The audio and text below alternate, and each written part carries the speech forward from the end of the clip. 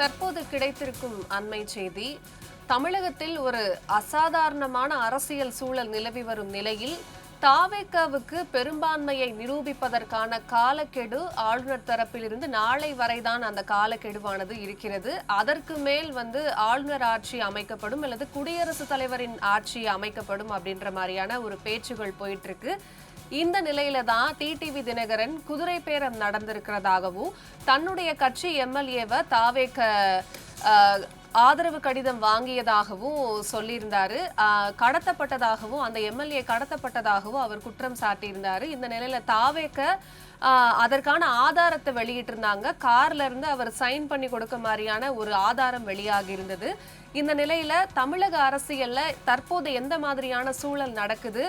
விஜய் நாளைய தினத்திற்குள்ளாவது சிஎம் ஆவாரா, இல்ல பிரசிடென்ட் ஆட்சி கொண்டு போய் அந்த ஆட்சி அங்க போய் நிக்குமா அப்படின்றது நமக்கு தெரியல.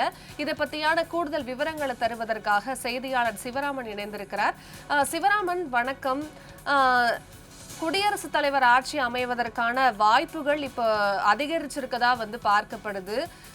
தற்போதைய நிலவரம் என்னவா இருக்கு? வணக்கம் எழில், நீங்கள் சொன்னது போலவே தற்பொழுது தமிழகத்தில் அசாதாரண அரசியல் சூழலானது நிலவி கொண்டிருக்கிறது. தாவேகா ஆட்சி அமைக்குமா அல்லது தொடர்ந்து இது போன்ற மௌனம் காக்குமா என்ற ஒரு கேள்வியும் எழுந்திருக்கிறது. ஏனென்று சொன்னால், நேற்று குதிரை பேரம் நடந்திருப்பதாக ஒரு மிகப்பெரிய ஒரு குற்றச்சாட்டு தாவேகா மீது வைக்கப்பட்டிருக்கக்கூடிய நிலையில் அவர்கள் வீடியோ ஆதாரத்தை மட்டுமே தற்பொழுது வெளியிட்டிருப்பது குறிப்பிடத்தக்கது. இது தொடர்பாக எந்த ஒரு கருத்தையும் ஊடகத்திலேயோ அல்லது செய்தியாளர் சந்திப்பின் வாயிலாக தெரிவிக்க மறுத்துவிட்டதும் குறிப்பிடத்தக்கது. இந்த நிலையில் தற்பொழுது தாவேகா ஆட்சி அமைப்பதற்கான அனைத்து விதமான வாய்ப்புகளையும் தற்பொழுது உபயோகிக்க ஆரம்பித்திருக்கிறது. இன்னும் இந்த நேரத்தில் விடுதலை சிறுத்தைகள் கட்சி என்ன முடிவெடுக்கப் போகிறார்கள் என்பது குறித்து இன்னும் சற்று நேரத்தில் செய்தியாளர் சந்திப்பின் வாயிலாக விடுதலை சிறுத்தைகள் கட்சியின் பொதுச் செயலாளர் தொல் திருமாவளவன் அவர்கள் அறிவிக்க இருப்பது குறிப்பிடத்தக்கது. அவர் என்ன முடிவினை எடுப்பார் என்ற கேள்வியும் எழுந்திருக்கிறது. குறிப்பாக தமிழகத்தை பொறுத்தவரை தாவேகா ஆட்சி அமைக்கும் என்பதுதான் அனைவருடைய எதிர்பார்ப்பாக இருக்கிறது. தாவேகா 108 எம்எல்ஏக்களுடன் ஆதரவுடன் தற்பொழுது அவர்கள் இருக்கக்கூடிய சூழலில் காங்கிரஸ் கட்சி 5 எம்எல்ஏக்கள் ஆதரவை கொடுத்திருக்கிறார்கள். அதே போன்று இந்திய கம்யூனிஸ்ட் கட்சி சார்பில் 2 எம்எல்ஏக்கள், மார்க்சிஸ்ட் கம்யூனிஸ்ட் கட்சி சார்பில் 2 எம்எல்ஏக்கள் ஆதரவுடன் தற்பொழுது அவர்கள் இருக்கிறார்கள்.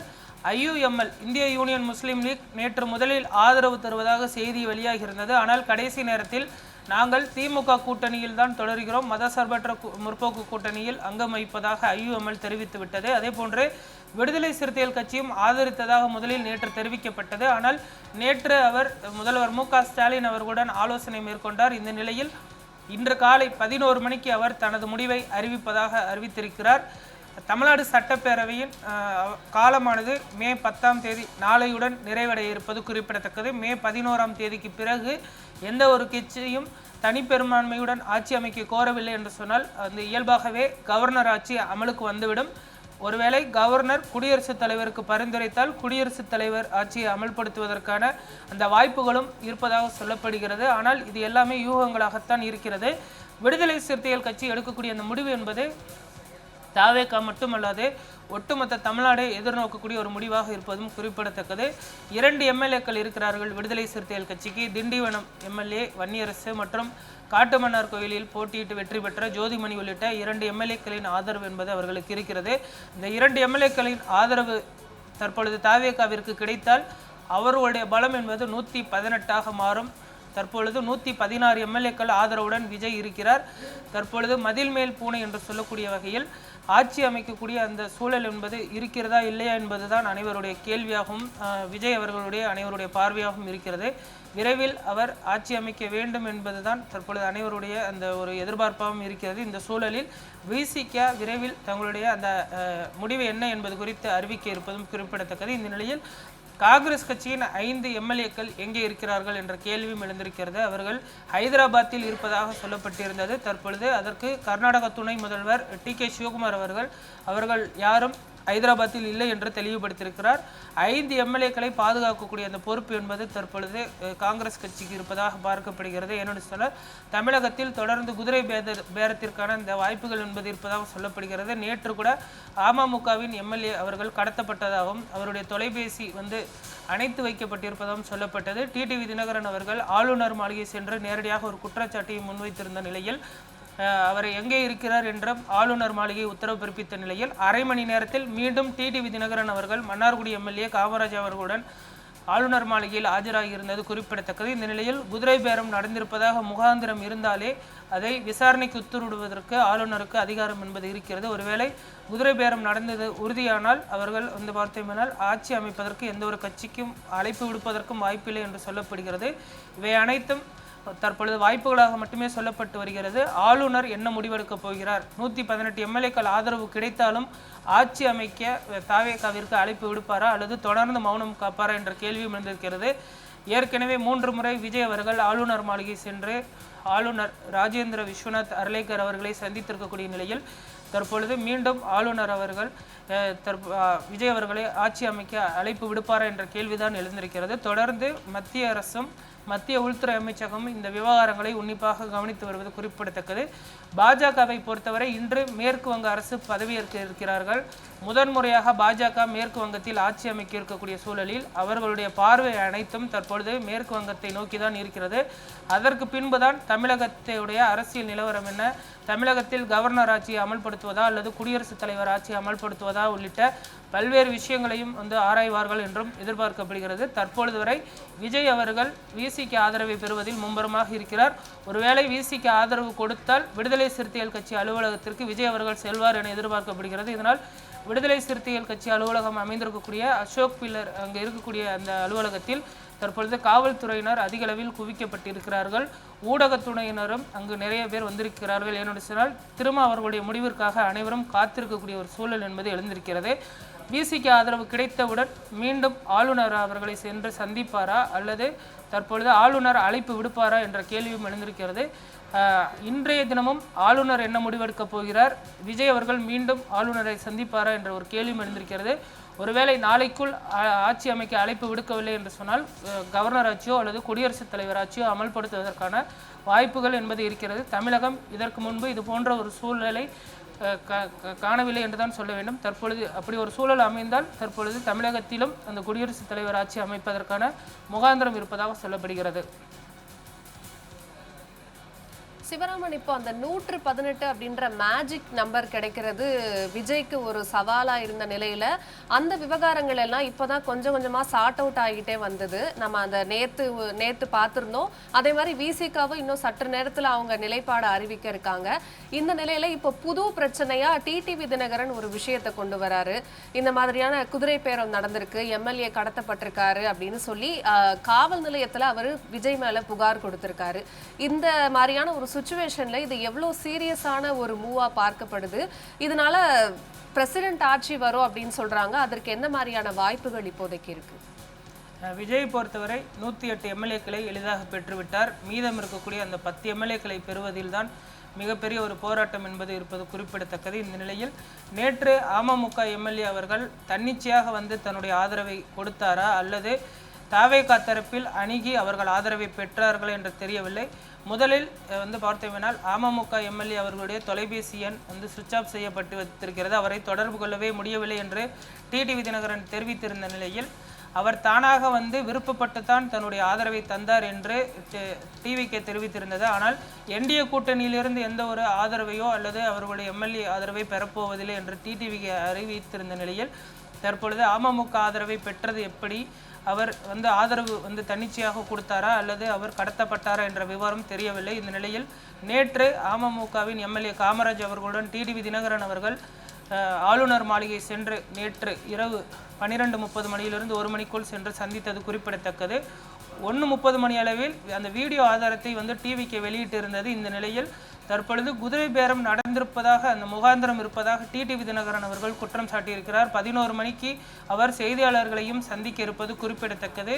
இவை அனைத்திற்கும் பின்னணியில் வேறு ஏதேனும் அரசியல் காரணங்கள் இருக்கிறதா என்ற கோணமும் தற்பொழுது அலசி ஆராயப்பட்டு வருகிறது. ஆளுநர் அவர்கள் தொடர்ந்து காலதாமதம் செய்வது என்பது ஜனநாயகத்திற்கான படுகொலை என்றும் அதே போன்று ஜனநாயகத்தை காப்பாற்ற வேண்டிய ஆளுநர் தொடர்ந்து மௌனம் காப்பது ஏன் என்றும் அரசியல் விமர்சகர்கள் தொடர்ந்து கேள்விகளை முன்னெழுப்பி வருகிறார்கள்.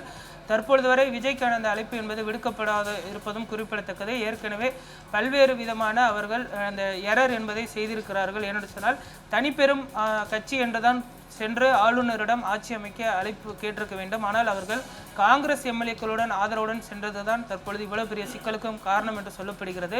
தற்பொழுது 112 எம்எல்ஏக்கள் ஆதரவை கொடுத்திருந்தார். மீதம் இருக்கக்கூடிய 6 எம்எல்ஏக்கள் ஆதரவு என்றுதான் அந்த ஆளுநர் கேட்டதாக சொல்லப்படுகிறது. தற்பொழுது கம்யூனிஸ்ட் கட்சிகள் 4 பேர் ஆதரவு கொடுத்து விட்டார்கள். இன்னும் 2 பேர் ஆதரவை எப்படி அவர் பெறப்போகிறார் என்பது கேள்விக்குறியாக இருக்கிறது. விடுதலை சிறுத்தைகள் கட்சிக்கும் பல்வேறு விதமான கோரிக்கைகள் இருப்பதாக சொல்லப்படுகிறது. திருமாவர்களுக்கு துணை முதல்வர் பதவி, ஆட்சியிலும் பங்கு, அதிகாரத்திலும் பங்கு என்று வன்னியரசு அவர்கள் தெரிவித்திருந்தார். அதே போன்று திருமாவர்கள் தெளிந்த நீரோடை நாளைய விடியல் என்பது திருமாவை நோக்கித்தான் இருக்கும் என்றும் சிந்தனை செல்வன் அவர்களும் தெரிவித்திருந்த நிலையில் தற்பொழுது விசிக எடுக்கக்கூடிய அந்த முடிவு என்பதுதான் தாவேக ஆட்சி அமைக்குமா இல்லையா என்பது தெரிய வரும். இந்த நிலையில் தற்பொழுது மற்ற எதிர்க்கட்சிகள் அதிமுக, திமுக உள்ளிட்ட கட்சிகளும் தற்பொழுது அரசியல் சூழலை உன்னிப்பாக கவனித்து வருவதும் குறிப்பிடத்தக்கது. ஒருவேளை நாளைக்குள் ஆளுநர் அழைப்பு விடுக்கவில்லை என்று சொன்னால் இது குடியரசுத் தலைவர் ஆட்சியை நோக்கி நகர்வதற்கான அனைத்து விதமான முகாந்திரமும் இருப்பதாக சொல்லப்படுகிறது.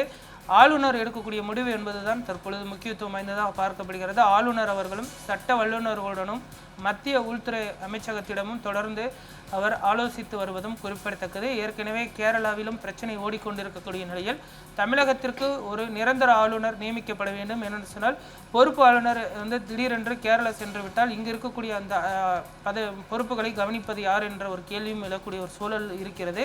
தமிழகத்தில் இதற்கு முன்பு இது போன்ற ஒரு சூழல் எழாத நிலையில் தற்பொழுது நீண்ட காலத்திற்கு பிறகு தற்பொழுது குடியரசுத் தலைவர் ஆட்சியை நோக்கி செல்வதற்கான அந்த அனைத்து விதமான முகாந்திரமும் தமிழகத்தில் எழுந்திருக்கிறது. குதிரை பேரம் நடந்திருப்பதாக ஆளுநர் மாளிகை விசாரணைக்கு உத்தரவிட்டால் அந்த விசாரணை முடிந்ததற்கு பின்புதான் ஆட்சி அமைக்க அழைப்பு ஆனது விடுக்கப்படும் என்றும் தகவல் வெளியாகி இருக்கிறது.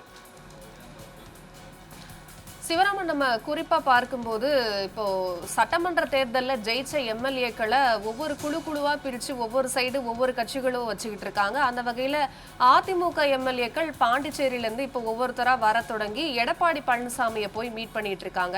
இந்த பக்கம் பார்த்தோம்னா காங்கிரஸ் எம்எல்ஏக்கள் குரூப்பா போய் ஹைதராபாத்ல இருக்காங்க. ஸோ ஒவ்வொரு கட்சியும் அவங்க எம்எல்ஏக்களை பாதுகாத்துட்டு வர்ற நிலையில உண்மையிலேயே என்ன மாதிரியான விவகாரம் தமிழ்நாட்டில் நடந்துகிட்டு இருக்கு? எம்எல்ஏக்களை பாதுகாக்கிறனால ஏதாவது பிரச்சனை வரப்போகுது அப்படின்றத கட்சிகள் சொல்ல நினைக்குதா? அதாவது தமிழகத்தில் ஆட்சி அமைக்க 118 என்ற மேஜிக் நம்பர் என்பது தேவைப்படுகிறது. இதற்காகத்தான் அதிமுகவாக இருக்கட்டும், காங்கிரஸ் கட்சியாக இருக்கட்டும் தன்னுடைய எம்எல்ஏக்களை பாதுகாக்கக்கூடிய அந்த பணிகளில் ஈடுபட்டு வருகிறார்கள். அதிமுக புதுச்சேரி இருக்கக்கூடிய அந்த ரெசார்ட்டில் கொண்டு சென்று பாதுகாத்த நிலையில் தற்பொழுது அவர்கள் அனைவரும் சென்னைக்கு அழைக்கப்பட்டிருக்கிறார்கள். சென்னையில் இருக்கக்கூடிய இபிஎஸ் அவருடைய இல்லத்தில் முக்கிய ஆலோசனை கூட்டம் நடைபெற இருக்கிறது. காங்கிரஸ் கட்சியினுடைய எம்எல்ஏக்கள் எங்கு இருக்கிறார்கள் என்ற விவரத்தை காங்கிரஸ் கட்சி தற்பொழுது வரை அதிகாரப்பூர்வமாக தெரிவிக்கவில்லை. அவர்கள் ஹைதராபாத்தில் இருக்கிறார்களா அல்லது பெங்களூரில் இருக்கிறார்களா என்ற விவரம் இன்னும் தெரியவில்லை. ஆனால் தற்பொழுது விளவங்கோடு எம்எல்ஏ பிரவீன் மட்டும் பெங்களூரில் இருப்பதாகவும் மற்ற 4 எம்எல்ஏக்களும் ஹைதராபாத்தில் தெலுங்கானா முதல்வர் ரேவந்த் ரெட்டி பாதுகாப்பில் இருப்பதாகவும் சொல்லப்படுகிறது. கர்நாடகா மற்றும் தெலுங்கானாவில் காங்கிரஸ் ஆட்சி நடைபெறுவதால் எம்எல்ஏக்கள் அனைவரும் தற்பொழுது 2 மாநிலங்களுக்கும் சென்றிருப்பதாக சொல்லப்படுகிறது. மற்ற எம்எல்ஏக்களை பொறுத்தவரை தாவேகாவும் தன்னுடைய எம்எல்ஏக்களை பொத்தி பாதுகாத்து வருவதும் குறிப்பிடத்தக்கது. அவர்கள் மகாபலிபுரத்தில் இருக்கக்கூடிய 4 பாயிண்ட் ஷெல்டர் ரெசார்ட்டில் வைத்து பாதுகாத்து வருகிறார்கள். அதே போன்று திமுகவை பொறுத்தவரை எம்எல்ஏக்களுக்கு எந்த ஒரு ரெஸ்ட்ரிக்ஷனோ அல்லது பாதுகாக்கக்கூடிய பணிகள் என்பதோ இல்லை. மற்ற ஒரு சில சிறிய கட்சிகள் தான் தங்களுடைய எம்எல்ஏக்களை பாதுகாக்கக்கூடிய அந்த முனைப்புடன் இருப்பதும் குறிப்பிடத்தக்கது. தற்பொழுது விடுதலை சிறுத்தைகள் கட்சி தாவேகாவிற்கு ஆதரவளிக்கும் என்ற தகவல் வெளியாகி இருக்கிறது. அதே போன்று ஒருவேளை விசிக தாவேகாவிற்கு ஆதரவளித்தால் மீண்டும் ஆளுநர் அவர்களை சென்று விஜய் சந்திப்பாரா? அதே போன்று ஆளுநர் அவர்கள் தாவேகாவிற்கு அழைப்பு விடுப்பாரா? நாளைய தினம் புதிய அரசு அமையுமா என்பது தற்பொழுது தமிழக மக்களின் அனைவருடைய எதிர்பார்ப்பாக இருக்கிறது. ஆளுநர் எடுக்கக்கூடிய முடிவு என்பது முக்கியத்துவம் வாய்ந்ததாக பார்க்கப்படுகிறது. அதே போன்று விஜய் அவர்களும் இந்த முறை சட்ட வல்லுநருடன் ஆலோசித்து சரியான ஒரு எண்ணிக்கையை சமர்ப்பிக்க வேண்டும், தொடர்ந்து இது போன்ற எரர்களை செய்யாமல் இருக்க வேண்டும் என்பதுதான் தற்பொழுது அரசியல் விமர்சகர்களுடைய ஒரு கோரிக்கையாக இருக்கிறதும் குறிப்பிடத்தக்கது. அதே போன்று தாவேகாவும் தற்பொழுது தொடர்ந்து அரசியல் விவகாரங்களை உன்னிப்பாக கவனித்து வருகிறது. இன்னும் சற்று நேரத்தில் விஜய் அவர்கள் விடுதலை சிறுத்தைகள் கட்சி அலுவலகத்திற்கு செல்வார் எனவும் எதிர்பார்க்கப்படுகிறது. தாவேக்க நாளை வரை பெரும்பான்மை நிரூபிப்பதற்கான அந்த காலக்கெடு கொடுக்கப்பட்டிருக்கு. ஒருவேளை நாளைக்குள் அந்த பெரும்பான்மை நிரூபிக்கப்படவில்லை என்றால் அது டைரக்டாக பிரசிடென்ட் ஆட்சிக்கு எடுத்துட்டு போகக்கூடிய வாய்ப்புகள் இருக்கிறதாகவும் இங்க நம்ம பார்க்க முடியுது. இந்த நிலையில விசிகவோட தலைவர் திருமாவளவன் கூடிய சீக்கிரத்துல விஜய்க்கு ஆதரவு தெரிவிப்பார் அப்படின்ற செய்திகளும் வந்துகிட்டு இருக்கு. இதே வேளையில டிடிவி தினகரன் தன்னோட எம்எல்ஏ கடத்தப்பட்டதா சொல்லி விஜய் மேல காவல் நிலையத்துல ஒரு பக்கம் புகார் கொடுத்து குதிரை பேரம் நடந்திருக்கிறதாகவும் சொல்லியிருக்காரு. ரொம்ப பரபரப்பான அரசியல் கட்டத்துல இந்த விவகாரங்கள் எதை நோக்கி நகர போகுது? விஜய் சிஎம் ஆவாரா இல்ல பிரசிடென்ட் ஆட்சி வரக்கூடுமா அப்படின்றது வர காலங்கள்ல தான் தெரிய வரும். என்ன நடக்குதுன்னு நாம பொறுத்திருந்து பார்க்கலாம். விரிவான தகவல்களுக்கு நன்றி சிவராமன்.